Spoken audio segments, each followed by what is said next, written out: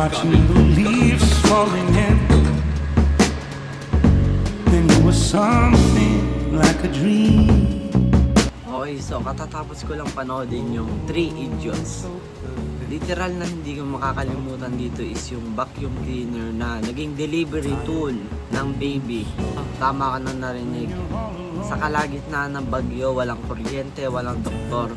Si Rancho, ginamit niya yung kaisipan niya bilang mechanical engineering at nag-invento siya ng suction device gawa sa vacuum cleaner. Di man ito perfect solution, pero ito ay nakatulong sa panganganak ni Mona. Ginamit niya yon, ang curiosity niya, ginamit niya yung creativity niya para makapaggawa ng ganon device na hindi nakabase sa textbooks. Next question tayo is, dun tayo sa karakter na tumatak sa isip ko. Si Rancho din yung nag-inspire sa akin sa buong pelikula.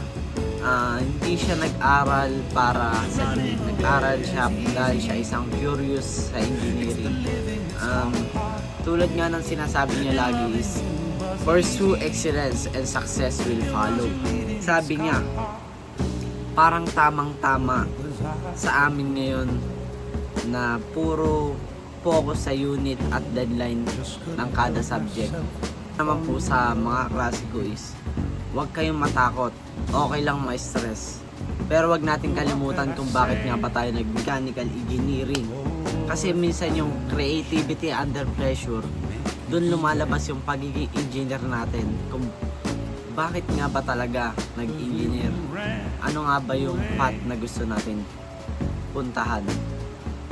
May sinasabi dito lagi si Rancho na pag ikaw ay na-stress, under pressure, sasabihin mo lagi is, all is well.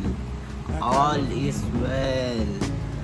Hindi nangangahulugan na walang problema. Pero ibig sabihin nito ay kaya nating harapin ito. Yun lamang. Salamat sa panonood.